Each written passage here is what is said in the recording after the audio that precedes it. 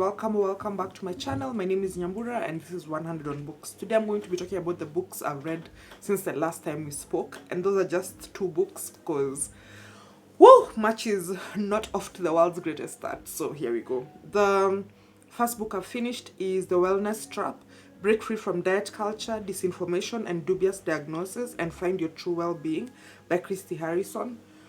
So Christy Harrison has a podcast where she basically talks about intuitive eating and a break from diet culture and how to approach diet culture and so on. So in this one, she talks about essentially wellness culture. You know, this idea that if you just eat the right things and do the right things, you will be able to not encounter chronic illness, or it's a way for you to reverse the effects of chronic illness or terminal illnesses and stuff like that. And she really goes up against like some of the disinformation and some of the ideas that are prevalent in the world of wellness. It was a riveting book. I remember because I did this as a parallel read, no, hybrid read is what I call it these days, as a hybrid read. I was listening to it as I got my nails done, and at some points I was like and the nail technician would be like, what's going on? And I'd be like, it's a book. But yeah, she makes a lot of great points. I don't actually know what else to say about this book except it was a good read. I enjoyed it, and it made me want to look for her previous work. So there's that. Then the second and only other book I've read since March began really is Come and Get It by Kiley, Reid. I was supposed to be reading this slowly with 2 other friends, but then I just kept reading the next chapter, and before you knew it, the book was finished. So in this book, which is Kiley Reid's sophomore book, her first being Such a Fun Age, which is always here in the frame, she follows 3 main characters. One of them is a hyperneurotic, people have said, a hyperneurotic student who's just transferred from one university to another. We meet her in the dorms. People have been calling this a dorm novel because it's not exactly a campus novel. Pretty much everything happens within the confines of the dorm, and maybe once or twice we leave the dorm to go to other places, or unless we have like some flashbacks and so on. So we're following a student who's moved into this dorm, then a professor who's a visiting professor at this university. Originally she sets off to study weddings, but then in the middle of her first focus group discussion, she's like, no, actually the thing I want to study is money.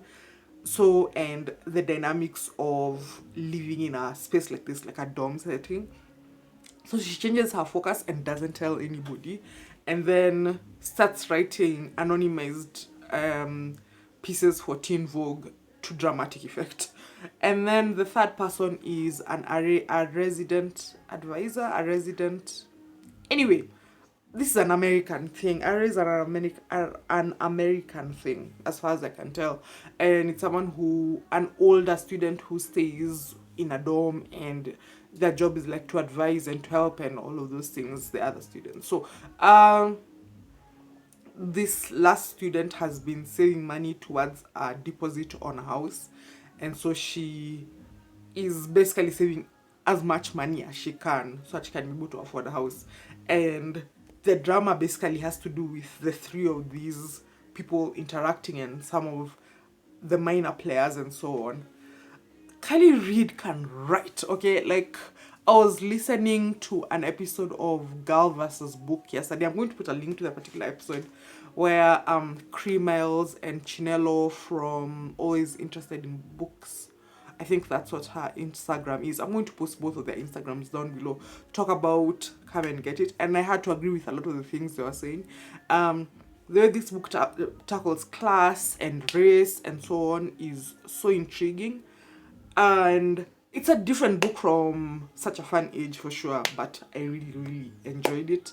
And if you enjoy books that talk about... and also like the professor is a lesbian. So there's that queer element, and it is an element in the story. It's not one of those throwaway factors or whatever.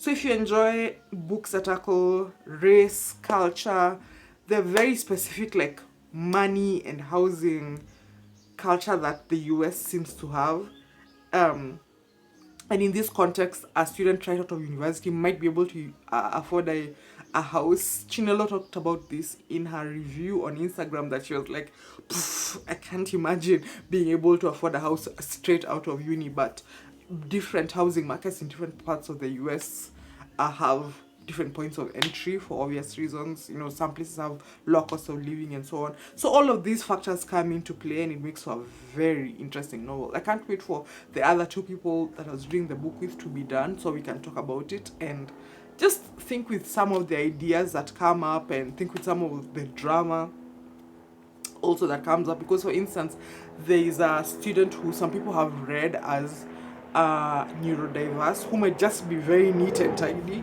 and the fact that she's black, I feel plain, plain, plain,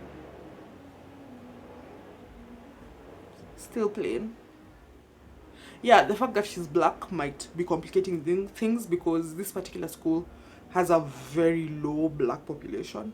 And so, yeah, race shows up here as it did in Such a Fun Age, but in a very different way. And on the whole, I enjoyed this novel. So that's it. Those are the two books I've finished since March began. Please let me know what interesting books you've been reading, what's gotten you like excited about books lately, and I'll talk to you soon.